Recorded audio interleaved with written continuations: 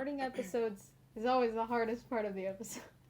Yeah! Is that how we're starting? Just your Patrick Stump impression right out the fucking gate. No yeah!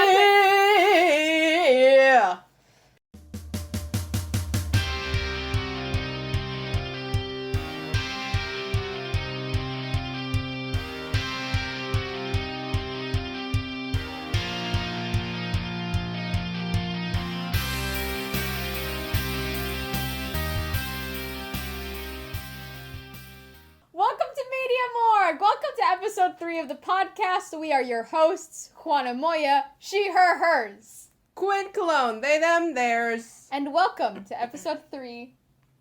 This is our Media Morgue episode. Woo, woo, woo! Media Morgue, because video killed the radio star, and also, vinyls are way too expensive. Video killed the radio star, and you should hold a frog today. But make sure it's a singing frog. It has to be a singing frog. Or frog. an artist frog, because it's Media Morgue. You know what that means. No, you don't. This is our first Media Morgue episode. We're talking about media. Media, all forms of media. Movies, film, TV, Books. portraits. Portraits? If we felt like it. Photography. Art, photography. Social media. Hot social takes. media. YouTube. Facebook. Twitter. Instagram. Snapchat. Who uses Snapchat? Advertising if we feel like it. Oh, yeah, that is a type of media. Politics. Oh. That's a form of Anyways. media. What? The news? The news. Okay, well, anyways, so what do we have for this first episode? Quinn, what do we do together? Answer me this question. Live?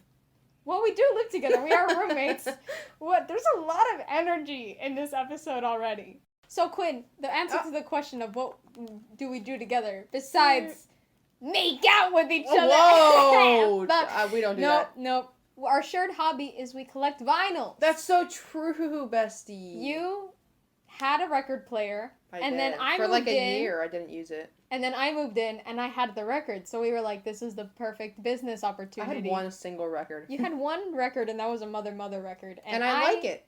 I think I had You had 2 or 3. I had 2 or 3 records at And that now point. we both and have now we so have, many. Yeah, we have like around 20 now combined. So a good number. And then we have And we're working on getting more. Of course, it's always growing. I just got a new vinyl this week. I'm very excited about. Last time we recorded an episode, Quinn got a very special package. Oh, yes. Do you want to talk about that a little bit? I don't think I put it in the episode. I think I cut it out. We cut it out. However, last episode, like in the middle of it we were recording, I got a very special package, a very big package from Amazon, which we don't support, however. I got a package, and it was the entire discography of Fall Out Boy. Well, almost the entire discography. It doesn't have Believers Never Die Volume 1 and 2. However, Yeah, but those are greatest hits. Yeah, the entire Fall Out Boy discography as a box set. All of this is to say, we have regressed. We are regressing to middle school. We are regressing to our middle school. What got us into regression? At the top of August, we went very safely, might I add. Yes, masked. We masked and vaccinated to the Hella Mega concert, which is, if you don't know, it was this big stadium tour that Green Day, Fall Out Boy, and Weezer, that Weezer went on. So it was the 3 bands. My favorite band of all time is Green Day. I'm planning on getting hella Green Day tattoos. Quinn, do you want? You really like Fall Out Boy more than I did when we went to go watch. I don't know if they're my favorite band of all time, but you do have a lot of love in your heart. I have a lot of love in my heart for them, and I don't listen to a lot of other bands.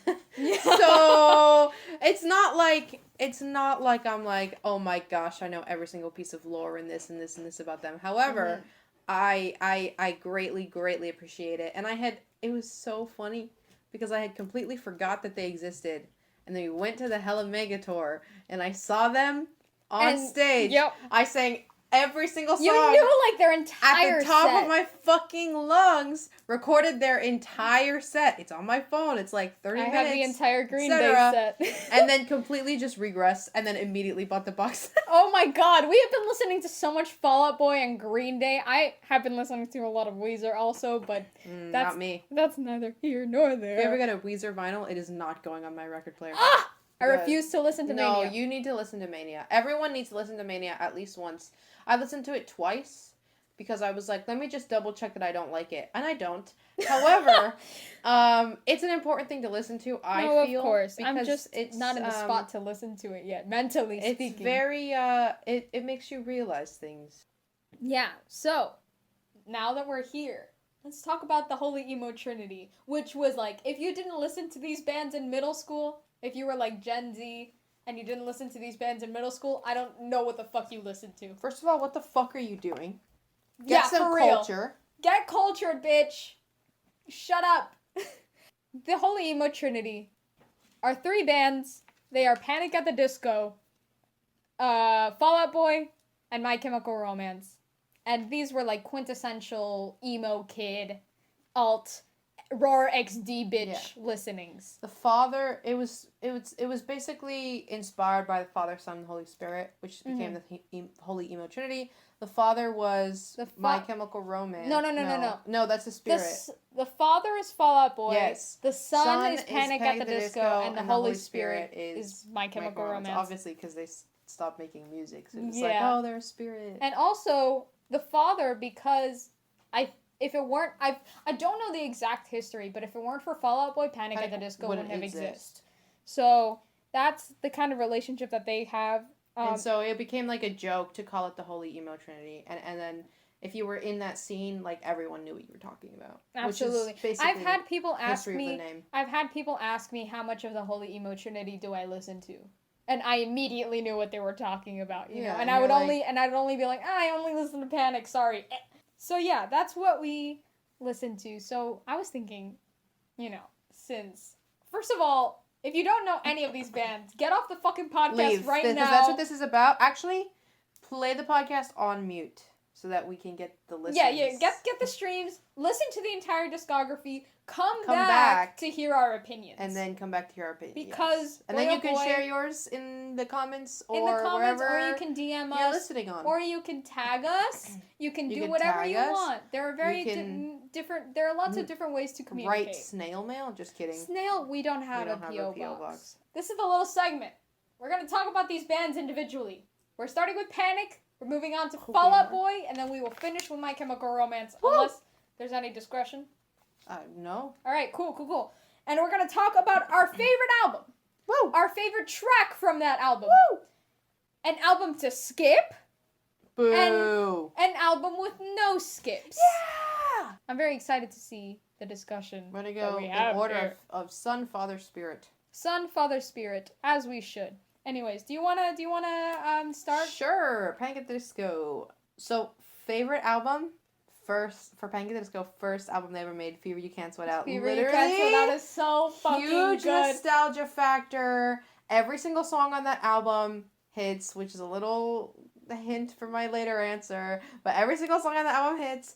My favorite song from that is There's a Good Reason These Tables Are Numbered, Honey. You just haven't thought of it yet. Good. It has been my favorite one. Like, I have always come back to that song. I don't know why. It's just the first thing I think of. I mean, I really don't know what it is. They put crack cocaine in that song or something. They really did. Like, genuinely speaking. So album with that I think you should skip. Even though, okay, it has a good song or two on it. But overall, I already know it. This is my same answer, dude. Overall, you can get the Panic at the Disco experience without listening to those two songs. Pray for the Wicked is gone. Pray for the Wicked? No. Gone. Leave. If you had to skip one album, skip that one. Moving on. We'll talk about it more. My album with absolutely no skips, I think we all know the answer. It is A Fever You Can't Sweat Out. I literally, every time I listen to it, I sit through almost the entire thing. What are the songs that you skip? I skip Introduction. I skip Nails for Breakfast, Text for Snacks, just because I don't like the auto-tune that he did on his voice. The song itself, like the writing, fine. I don't like the autotune on his voice. I'm like, bring back normal Brendan. And I also don't like intermission. But introduction and intermission, those do are just they like count ambient as songs? noises. Exactly. Yeah, do they count? So are those your picks for Panic? Yeah. My picks for Panic. My favorite album is my first. I think the first Panic songs that I ever listened to, besides their like the Death of a Bachelor stuff, because it hadn't really come out by the time I started. I think that came out a few months after. Is Vices and Virtues. Vices and Virtues is like the nostalgia album for me. It's also really good. It's beautiful. It's a beautiful album. My favorite track off this album, and probably one of my favorite Panic tracks, period, is The Calendar. Just because it is, and like, it's not a very popular song generally within like the Panic community. Not that people hate on the song, it's just overlooked. Yeah. This is an overlooked album. I fucking love The Calendar. It's just the nostalgia and like the sadness in that song. Mm. So that is my favorite album. I have it on vinyl. I bought it while on a date to Barnes & Noble's. Woo! Album with... Wait, are we doing to skip? Yeah, album to skip is Pray for the Wicked. I don't know what the fuck Brendan was thinking. It's because he got married. This is what having a wife does to you guys. You know Hitler killed himself 3 weeks after getting married. No, we're not doing this bit right now. But yeah, skip Pray for the Wicked. Like, I get it. It's like his most commercially successful album. And that's where he went wrong. I would like to say, I think this is on Pray for the Wicked. Correct me if I'm wrong. It's either on... Tell me. I think it which is. Song? Hey Look Ma, I Made It. Yeah, that's on Pray for the Wicked. I would like to say, I have changed my opinion on that song. Oh, pray tell. Hey Look Ma, I Made It, I used to hate because it was in like every commercial, it was all over the thing, and it was used as like the poster child of like, wow, look at how successful this like person is, right? Mm-hmm. And then I actually took the time to listen to the song, and if you listen to it, it's not talking about how successful he is, it's talking about the toxicity of the music industry and how it's like ironic. Yep. And now I'm like, well, I'm less mad at the song and more mad at how people use it. Yeah, I do remember you mentioning exactly, this to me. because I was like, I literally sat back and I was like, holy shit. Literally people either misunderstood or completely ignored the meaning of this song. It's just like Born in the USA by Springsteen. Exactly. How that song is literally about the Vietnam War, and people are like, yeah, patriotism. People just liked it because of the chorus. Yep. If whatever he put in Say I Meant Saturday Night, if he applied that to the rest of that album, we would be good. It would have been Say so I Meant juicy. Saturday Night. That song is so fucking good. It is really fucking good. I feel like you could take that song and put it in Death of a Bachelor. And it would fit. And it would fit perfectly. Yes. If you got into Panic because of this album and you appreciate all of the albums, I love you. I love you. If this is your favorite Panic album, please stay 10 feet away from me. Yeah. At all times. Like, I respect you. Not that much, though. Anyways, yes, I am gatekeeping. What about it? Wait a minute. Anyways, album with no skips for me. I don't know if this is an unpopular opinion or an unconventional opinion. Pretty Odd. Pretty Odd was my favorite album for a while, like I said before. I don't listen to it often. I really want the vinyl for it, but whenever I do listen to it, I do not skip a single song. And I get it. The latter half of that album is a little bit quirkier. It is very folksy. Panic at the Disco has a country song, and nobody ever talks about it. Like, it's a good country song, too. It's a good country song, too. Like, I don't see what the issue is, but... People in the alternative community do not like to admit that they listen to country music. Fall Out Boy! The main fucking event, baby! Woo! I have been listening to Fall Out Boy nonstop because of this one, and because of the concert. Fall Out Boy is so fucking good. My god. They're good. They're just like they good. Have controversies. Don't come back at us and say, but blee blee blee blah, this happened somewhat of years ago. Bitch, I know. Fall Out Boy, best album. Best Fall Out Boy album. Best Fall Out Boy album is Fully Ado. Fully Ado, so listened to good. it nonstop. And yes, sometimes it's only 1 or 2 songs from it. However, which you will go into. Which I will get into. However, also just almost every single song on that. I can't think of a song that I dislike on it. What a Catch, Donnie? Yeah, but it's not that I don't like it. It's just it's not my favorite. Yeah, I don't listen to it. And you don't like and I don't like ballads. So anytime there's a ballad, I'm like, not my favorite. I really dig when like pop punk artists and like punk artists. I dig when pop punk artists like make a ballad.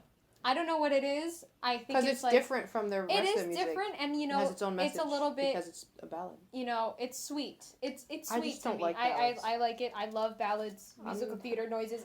I'm not a ballad guy. I've never liked ballads, even though I also like musical theater.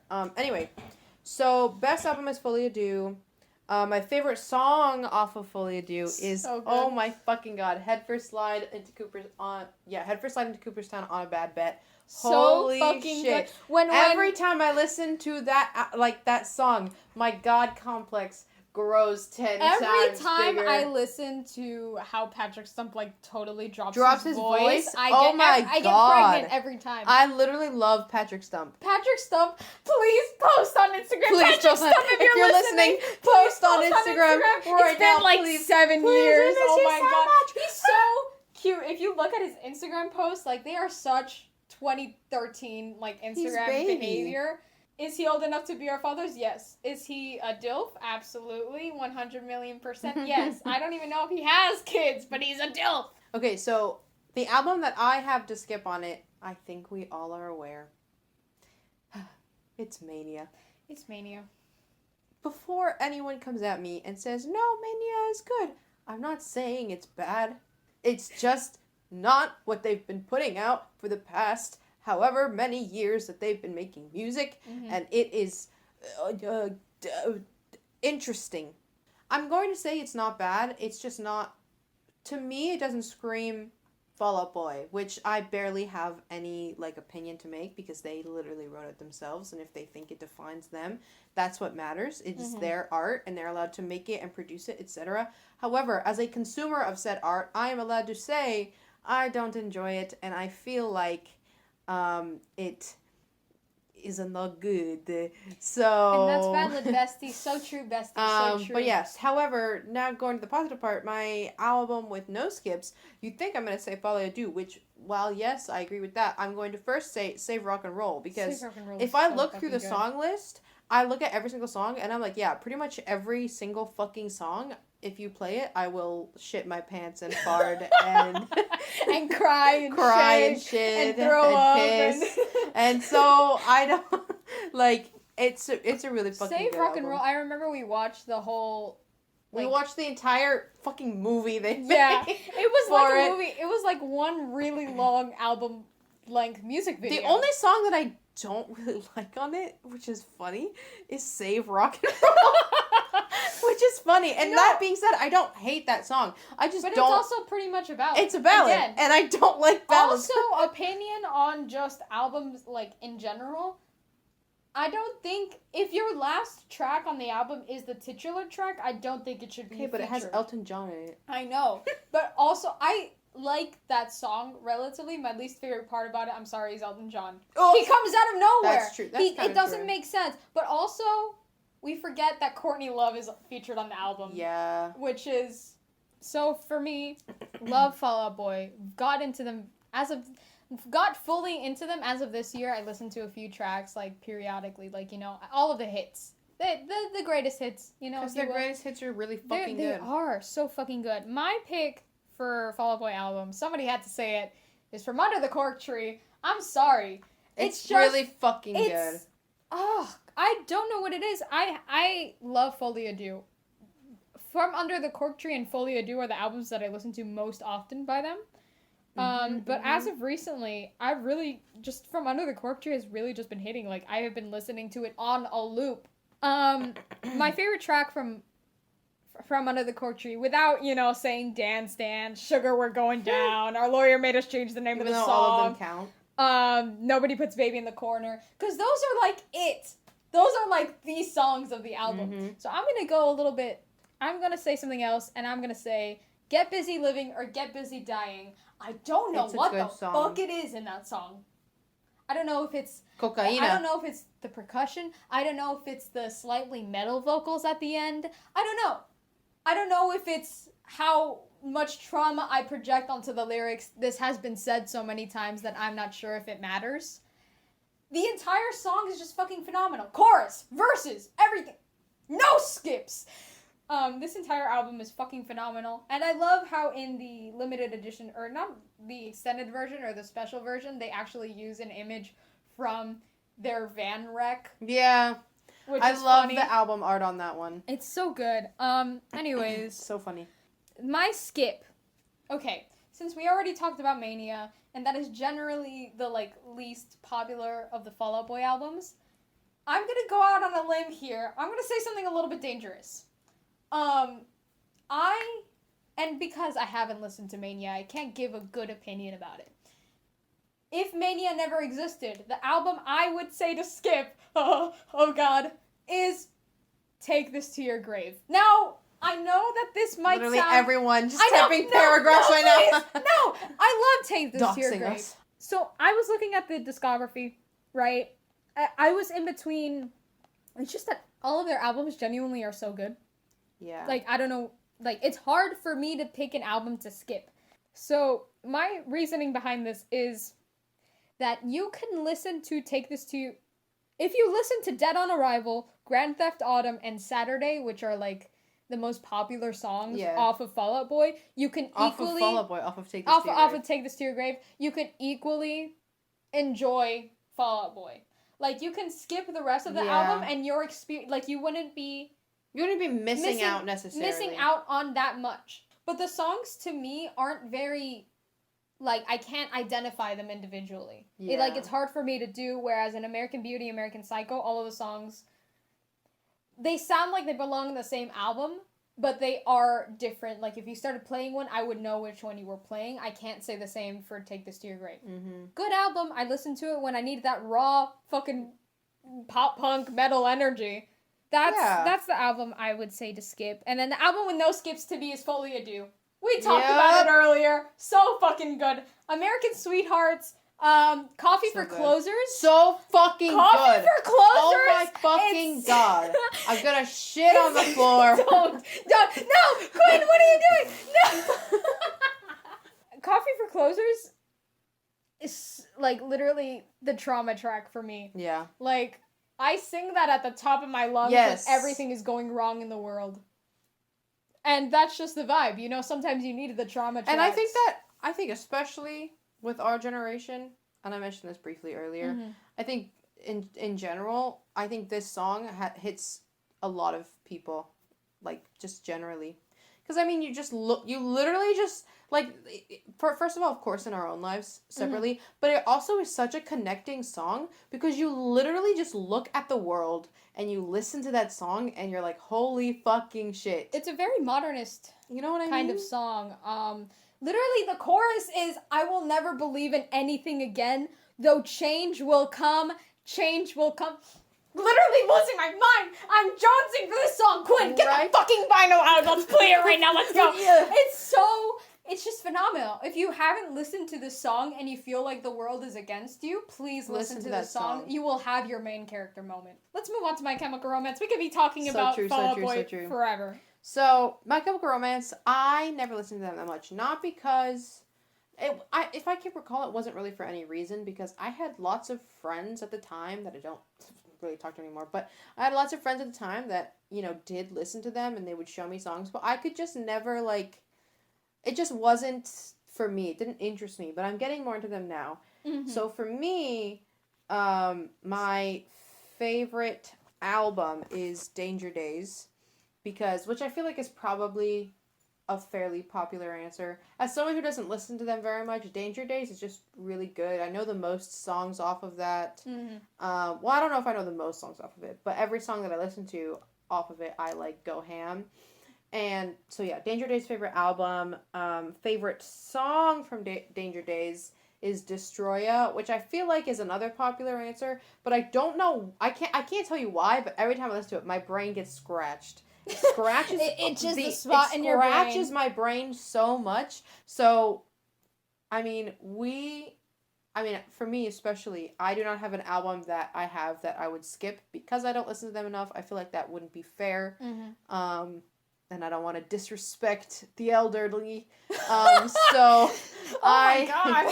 So the album that I have that has no skips, which is probably, I feel like I'm not going to say whether it's a popular answer or not because I genuinely don't know, but I don't hear this album talked about enough.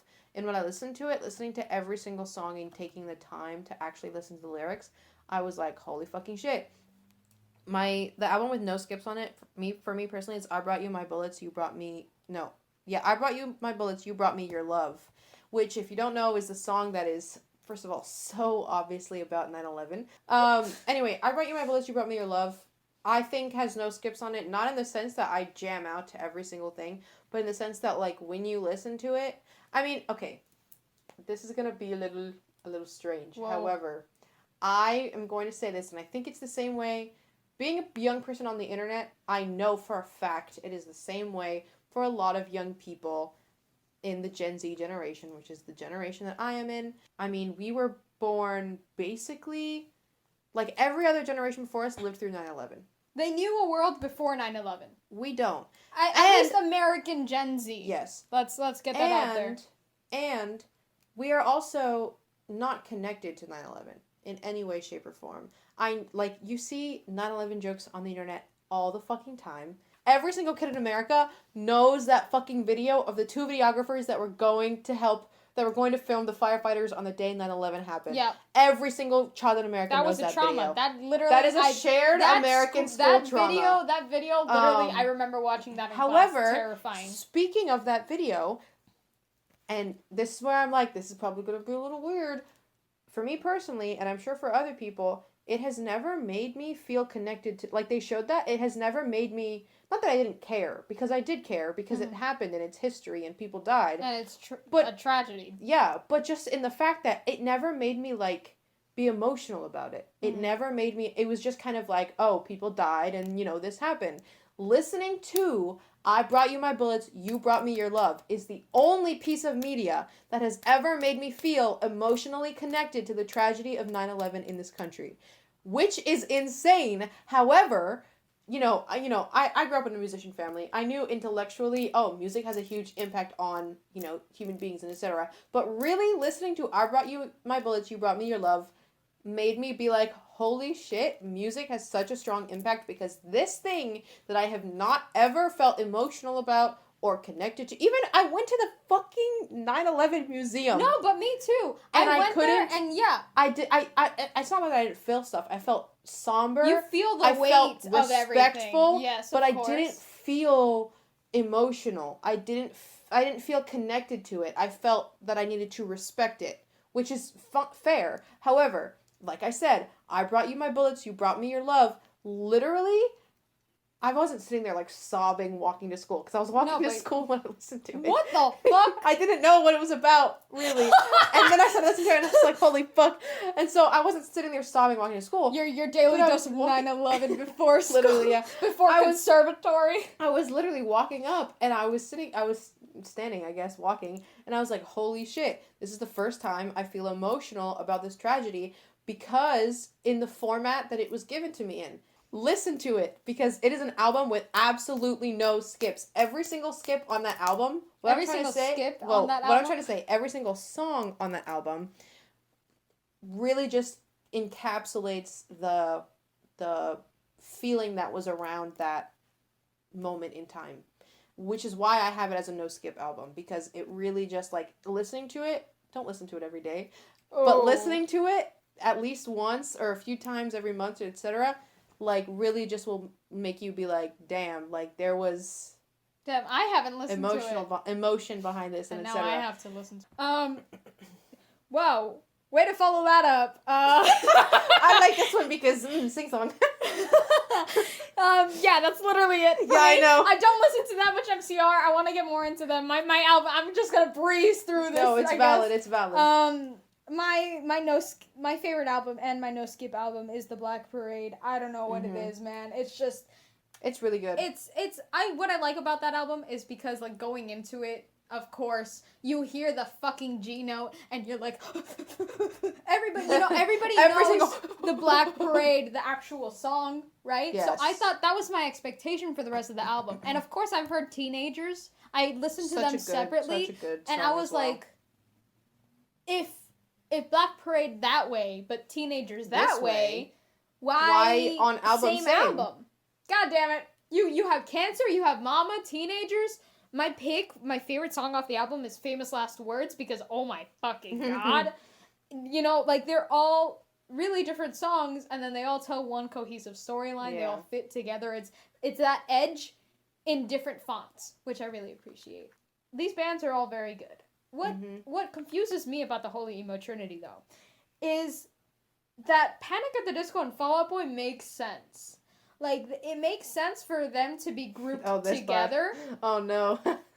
Where the fuck does My Chemical Romance come in? Here comes the Pepe Silva moment. Shut up! I've done research on this! She's standing up! I've done research on this. It makes no sense to call it the Holy Emo Trinity when Panic at the Disco's debut album was pop punk, and then they went to folk, and then they went back to a little bit of pop punk / alt, and Fall Out Boy's entire discography is relatively pop punk, and then My Chemical Romance is just straight up emo. Don't call it the Holy Emo Trinity if that's the fucking thing. I think it was less about music hype and more about that's what most people listen to. I know that's what most people listen to, but also during that same time frame, like you were mentioning, what else was popular? Marina and the Diamonds, Cry Baby. I mean, not Melanie Martinez, Black Veil Brides, Pierce the Veil. All Time Low, Sleeping with Sirens. Pop punk music is very good. Emo music is very good. Alternative rock, very good.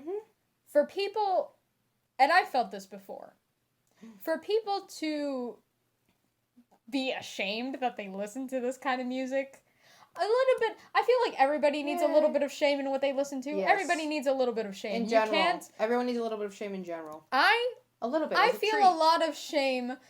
Not a lot, not like a debilitating amount of shame when I listen to Country Girl Shake It For Me by Luke Bryan. But I listen to that. When we're in the car and you play it and blast it with the windows down, it doesn't feel like there's any shame. But I'm not gonna meet somebody and introduce myself as a girl that listens to Country Girl Shake It To Me by Luke Bryan. It's a really good song. Here's my point. Thank God that I brought accidental segue. Thank God that I brought this shit up. All music has value. Pop punk, punk, alternative, metal, whatever, has value. Yes. You are valid if you listen to this music. You are also valid if you exclusively listen to pop, or if you exclusively listen to rap and country. You know, these are all good genres. To be, like, overly shameful that you listen to this shit, and more importantly, if you shame other people for doing it, literally let people live. I had one of my classes in my first semester of college was called Issues in Literature and Culture. And my professor, she would always play, at the top of a class, she would play some music, because it was like an 8 a.m. class, just to get us thinking and stuff, you know. And she would usually play like a one-hit wonder that we've probably heard before, but we don't really know about the artist. And a lot of the times, they would be country tracks. And then people would pop off in the chat and be like, ugh, country's disgusting, blah, blah, blah, blah, blah. And me, I don't listen to country. I listen to 3 country songs. That is Bo Burnham's country track, Panic at the Disco's country track, and Country Girl Shake It For Me by Luke Bryan. Those are the only country songs that I listen to. I would pop off in the chat about how, like, Dolly Parton is an amazing country singer. If you don't like a genre, if you don't like pop punk and alt, that's fine. That's cool. Sometimes I talk to my brother about Fall Out Boy, and I talk to him a lot about Green Day. Fair. Because these are... captive audience. These are genuinely... the shit, it's what I like. It's a part of me. I'm not gonna not talk about it, you know, and he'd be like, ugh, why do you like these bands so much? They're not even that good. And I'm like, okay. I'm not talking to you because I need you to listen to these bands. I'm talking to you because I like it, and this is important to me. People have such a strong connection to it. The reason that I choose Vices and Virtues as my favorite Panic album, it's not like one of their super popular ones, but it's because deadass, like, it brings me back to middle school and to the emotions that I was feeling Yeah. at that time. And also, it's such, like, a comfort to listen to. If you listen to some of the lyrics, you have tracks like Always in there, which is such a cute little love song. You have The Calendar. You have Ballad of Mona Lisa, which is genuinely such a fucking song. bop. Everyone makes jokes about it, but hey, man, it's good. It's such a good song.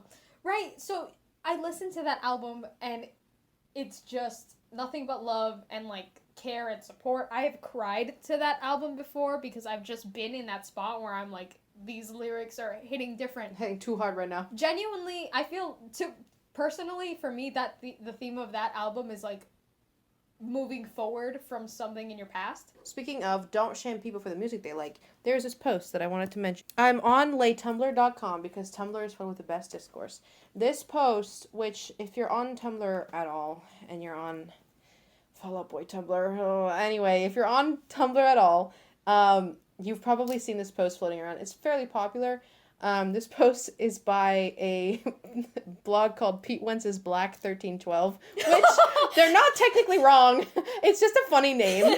However, they have an entire post that goes on talking about how it's important to look at one's distaste of rap and hip-hop music in general if you have a general dislike for the genre, and to really think about your feelings to that. If you just, you know what I mean? Like, there's a specific paragraph in this post, which I'm going to read verbatim. Thank you, Pete Wentz's Black. Thank you, Pete Wentz's Black 1312. Anyway, Hot I'm going to read a specific paragraph from this. It's only like a 4-paragraph post. However, it goes, maybe you don't care about Fall Out Boy featuring a black artist specifically, but why is it that these genres which are dominated by black artists are the ones you dislike? What is it about them that you don't like? They say, don't, quote, I don't know, I just don't like them. Me, I want you to look at your music taste and really sit with yourself and think about why you like what you like and don't like what you don't like.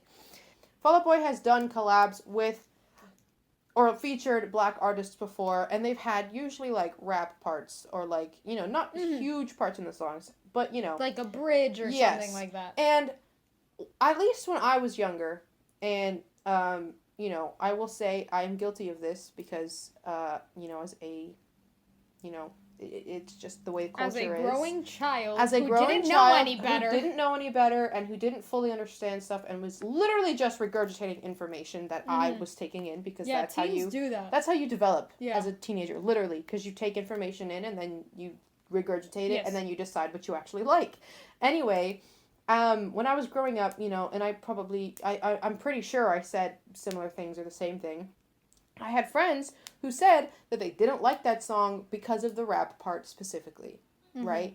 And the song that we're talking about on Save Rock and Roll, by the way, is The Mighty Fall, which is such a good literally fucking now song. the rap part literally oh my fucking god, it's so fucking what's good. What's the lyric that he does? The grind don't stop. I need the fucking to work it so the grind don't stop. So literally good. Just that, his whole part. My point is, the reason I wanted to bring this up, because you were talking about don't, like, be rude to other people for their choice of songs. Like, all music songs are valid. I want to say, first of all, that song is really fucking good. If you say that you don't like it and the rap part ruins it, I'm going to immediately, like, not even listen to anything else you say, because that's just wrong. It is, and I'm going to say it, and it might be a little controversial. However, it is inherently racist, because it is, to say every single song that is a pop punk or, you know, alternative quote unquote song is destroyed or made worse by the rap part in it. That is inherently racist. I'm going to say it right now, because that's just not true. If you don't like rap, that is one thing, but you can't say, like, the general distaste and the general discourse that you see around rap is like, oh, I don't like how they're talking about violence and how they're talking about how they treat women. That's huge. That's a huge generalization. We were literally just talking about misogyny and pop punk culture. You can't listen to pop punk music and punk music in general and alternative music in general and say that you don't like how they treat women in rap, because they treat them the exact same. It's just different. It's just white. It's just the white version of treating them that way, quote unquote. In this post as well, it also talks about like, this is a, thank you again, Pete Once is Black 1312. I just gotta say that every time. It's Thank you, Pete Once is Black 1312. Anyway, the thing that comes after, the paragraph that comes after the paragraph I said earlier says, everyone, not just non-black people, everyone is bombarded with the idea that black art is inferior, that blackness in general is inferior. I have heard people say that they just think rap and hip-hop isn't as deep as pop punk, and it's really fucking transparent when you have shit like This Is America by Childish Gambino, Same Drugs by Chance the Rapper, Humble by Kendrick Lamar, Take It Back by Logic. And I just want to say, that is genuinely so true. So many people, I have heard this argument before, that rap is very surface level, or saying that the only good rap is old rap when it was actually about important stuff, which, by the way, isn't even true. Like, you're literally cherry picking artists. And so just and this leads into what I was mentioning earlier, in that it is so prevalent in the punk scene and the alternative scene for there to be white supremacists. Oh, absolutely. It is so rampant, which is why lace code still exists. Let's put that out there. It's not as prevalent, I will say. It's not as prevalent, and, but it still exists. So basically what I was saying was, based on the history of the punk scene being extremely white-centric, because it is. It's white-centric, being extremely white-centric, being extremely fucking, whatever it's called, racist. Mm-hmm. Racist, misogynist, like homophobic, anything under the sun. Mm-hmm.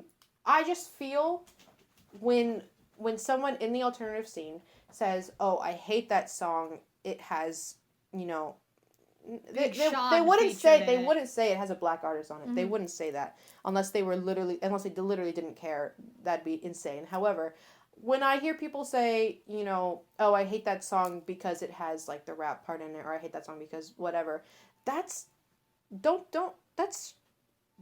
Just rethink why you don't like it. I think, rethink why you don't like it, and really listen to that song and decide whether you like it or not. Stop taking information that you've got at face level, because I was there. I took it at face level, and I was like, yeah, I don't really like rap music, and that was because I was surrounded by white people in my life who didn't like rap music because, they were a little racist. And yeah. I've since grown and been like, hold on now. This shit is fucking good. And especially in this song, it's fucking good. Because we're not getting off topic about Fall Out Boy and whatever. However, I just wanted to mention, let's not discount hip-hop and rap artists, especially when they are included in alternative music. Because you cannot look at me in the face and say that the alternative pop punk scene is not a place for rap artists. That is incorrect. Absolutely. Get your fucking shitty ass out of 100%. Here. And, okay, so I've done a lot of research about this because I love punk music. Like, that is my little corner of... I love pop punk. I love punk. I love Riot Girl. I'm sorry. And I'm going to get into Riot Girl for a little bit, if you pardon it. So when the punk scene first, was becoming a thing, when it first emerged in the 70s, I'm talking about the time of Ramones and stuff like that, and the Sex Pistols. The recession in Britain. Okay, well, I'm sure there were a lot of recessions, generally speaking. Okay, anyways. No, but that's where punk came from, the recession in Britain. And so it was a lot of poor white men, white boys, white young men. So here's the thing, people were seeing, anarchy in the UK and shit like that. When it was first established, it was Sex Pistols. Of white men. Yes. Just screaming about how angry they were about society, how they felt, estranged, and they felt like the others in society, and they were like, wait. Was anti-fascist. However. No, yeah, of course, very anti-fascist undertones. However, in this space where they were like, the government's not understanding us, we're making a space for ourselves, they were, ideologically, they were, a loud minority, right? Because, anarchy in the UK, shit like that, that's what they were singing about. And then black people and women and other minorities, wanted in on that scene because, hey, you guys feel like the government's not listening to you. You feel like our institutions aren't listening to you. You're so true, bestie. Us too, bestie. Let us be a part of it. And they were like, no. We feel threatened by you, and so we are going to kill you. Women can't rock out. Black people can't rock out even though they literally invented the genre. Even though they literally invented rock, yes. So that was just it. And then punk came back in the 90s. You know, you have this whole, the second punk wave. Mm-hmm. I got into Riot Grrrl because I noticed how male-centric? How male-centric all of my music taste was. Oh, yeah. I was like, I don't listen to enough female artists, and that's who I want to support. But Riot Grrrl emerged in the 90s. You know, you have Bratmobile, you have Bikini Kill, and they were singing songs about how men wouldn't let them in the scene. And now Riot Grrrl is a lot of, like, some of the song titles are Kill All Men, I Eat Boys Like You for Breakfast, Double Dare Ya, which is by Bikini Kill, which is about daring women to live the way that they want without male jurisdiction. Slut Game Strong, It's Okay to Punch Nazis. Yeah, like, that's women a good song. Coming, just being like, fuck you guys, you won't make a space for us, we're making the space for ourselves, and you guys aren't invited, which, like, a lot of people, like, I'm sorry, you can't be a cis man and a Riot Grrrl. You can be a cis man and enjoy Riot Grrrl music. You are not a Riot Grrrl. That is literally against the entire thing. Physically impossible. Sorry. So, and I've read essays by Black authors who wanted to be a part of the punk scene and talking about how estranged they felt from everything because, in theory, you support it all. But if you're there in the scene and you're not invited and shit like that and you're not welcomed, then what the fuck are you supposed to do? Mm-hmm. If you want to be alt, if you want to truly be alt, if you want to truly be punk, you can't be homophobic, you can't be misogynistic, you can't be sexist, you can't be racist, because that goes against the entire ideology. Every single message in the pop, punk, alternative, etc. scene is to accept people for who they are. The weirder they are, the better. And fuck fascists, fuck the government, fuck all that shit. And so the amount of literal fascist white supremacist people in the punk scene, it's not for you. It's fucking insane. It's not here for you. It's almost funny. It would be funny if it wasn't actually a problem, but it's almost funny. And it literally screams irony. Because if you listen to the same exact fucking music that they are listening to, half that shit, well, not half, more than half of that shit has anti-fascist rhetoric in it. And they can't understand that they are the fascists. They can't get it. As much as it is just a music genre, it is an ideology. Yes. Punk is an ID-fucking-ology. You can't... It doesn't matter if you look the part, don't look the part, etc. I don't look the part at all. What matters is that you have here's the thing. The ideology behind it. Here's the thing. If you look at me, if you look at my Instagram, you see a little bit of edge. But in the way that I dress, you don't see a lot of punk. Yes, I have some piercings. Yes, I have tattoos. You don't see punk. But in the way I present myself and in my core beliefs, that shit is punk. Yes. You know what's punk? Being kind to people, respecting other people's opinions, fucking going out and doing your part, doing, like, dressing the way you want, looking the way you want, supporting other people for doing what they want, and you can look the way they want, as long as they don't hurt other people. Megan Fox. You can look and dress like Megan Fox, and as long as you have the right ideology, you are punk. Literally, the entire. That being said, the punk scene is culture and ideology, but it also is music. Yeah, of course. You can't look like Megan Fox, have the same ideals as us, not listen to punk music, and then say that you're punk, because that could be a problem. Yeah. However, as long as you listen... This is what I mean. Like, for example, Bikini Kill has a song called Alien She, and this other band, Hands Off Gretel, has a song called She Thinks She's Punk Rock and Roll. And both of the songs are very similar in that they are both targeting women... where it's like, they're both targeting women where it's like, fuck you, you want to go to the mall, you want to be cute. I'm cool, I'm punk rock and roll, and then they both end the same way, which is, I'm just as bad as you are. Yup. Because, literally, tearing other people down for any reason is not punk. There's not punk. many punk kids do that as well. Too many alt. It's a lot of do young that. alt kids. Too many young alt kids think it's a good thing to tear other people down, even if it's not. you Now, know. if that person is being racist, homophobic, sexist, misogynist, xenophobic, and you're going after them, by all means, go for it. Call their parents. That's not, call their school. Call their boss. Call the job. That being said, do those things. Don't personally attack them because, first of all, that's not going to get you anywhere. Second of all, that could lead you to a lawsuit. Instead, call their parents, call their job, call their school, etc. Provide them with photo evidence. Is this the kind of people you want to associate with? Yes. Just, if you want to be alt, pop punk, riot girl, whatever else you listen to, any alternative, you can't be a bigot. Nope. They it's like oil and water, dude. You can try, they won't mix. And listen, hey man, I know we're not talking about this. Oh God. But it's been on my mind for the past 2 weeks. Mm-hmm. And I know that we have recorded a lot today. However, speaking of the homophobia, Chris Pratt, he's part of media. Chris fucking Pratt. I don't like him. I don't like him. And I saw a post the other day where someone was like, I would get, someone who is like a page that I know is very LGBT friendly, is this, blah, blah, blah. And they were like, oh, I'm a lesbian, but I would get dicked down by Chris Pratt. I was like, no, you fucking shouldn't. That being said, you're allowed to have anything opinion you want. Sure, he's a good-looking fellow. I think he's a fine-looking fellow. Blah, blah, blah, blah. I think his movies are funny. He's a funny guy. He go, ha, he, hoo, ah. However, you can't look at me and tell me he's not homophobic. You cannot look at me and tell me he's not homophobic. It doesn't matter that he said, oh, my opinions don't run with the opinions of the church that I literally go to, support, talk about, give money to, etc. You are supporting a homophobic company.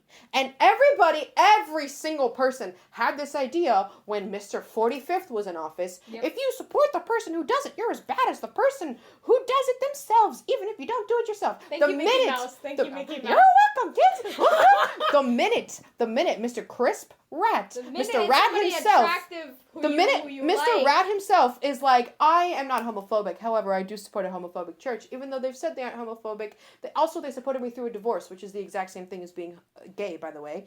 Which fucking crazy that he said. What? They supported me. He literally was like, well, in the Bible it says you can't have a divorce, and they supported me through a divorce, so they like gay people. What? You're not gay. 2 + 2 is 4, 5 + 5 is 10. What the fuck is this? Anyway, it is insane.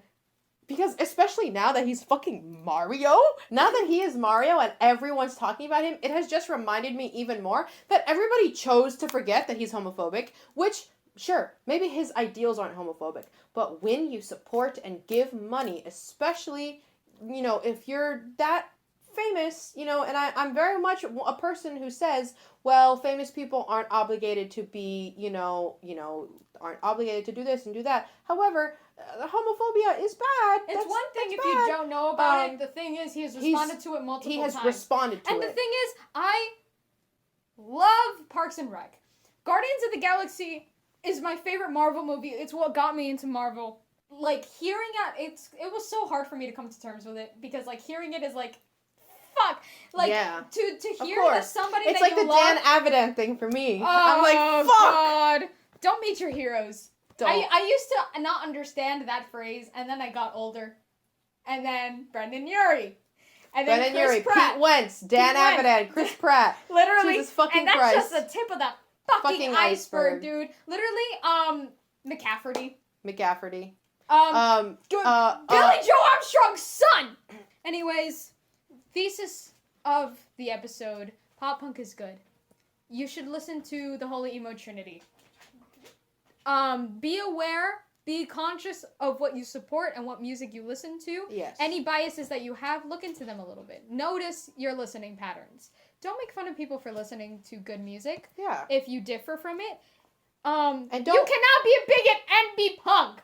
That is the thesis of the fucking episode, Also, just don't blindly support people. Don't blindly support people. Educate yourself and then make a decision based off of that. Because then at least you would have made an educated decision. Yes, Weekly Zodiac. Super quick. super quick. Super quick. which one haven't we done yet? I'm gonna do Scorpios. I think we did Scorpio already. Oh, fuck. Aquarius. Yeah. Aquarius, remember who's in your college. If you're in college, remember who's there with you. Because make friends, but also remember them. Make an effort. Be there. Be present in the moment. Be a person. Do it. Do it. Don't forget. Don't forget. I wrote it down on your hand. Remember? Have you forgotten? Oh my fucking god. You forgot. I can't believe you. You always do this. You're tearing this family apart. This is why we're getting a divorce. Anyway, Pisces. Think about My moon sign. Wow, crazy. Pisces.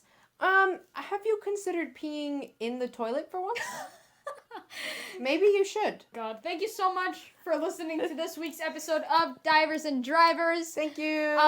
Socials are in the description. Give us a follow. Give us a Divers subscribe. and Drivers official on pretty much everything. Comment your opinions. Also, for this episode, because we talked about music, we are going to be having a little playlist full of our favorite tracks. It's going to be 20 songs long, 10 from me. Mentioned on this will be in there. Well, not all, but our Absolutely. faves will be in there. Yeah, our faves will be in there. And then a couple other things. I'm going to have some of I Don't Know How But They Found Me on there because I just bought their album and I am in love with them. We need to listen to that record, by the way. Yep. Check it out. Share it with people. And maybe it'll have some Right Girl. Maybe it'll have a little bit of everything. Thank you so much for listening.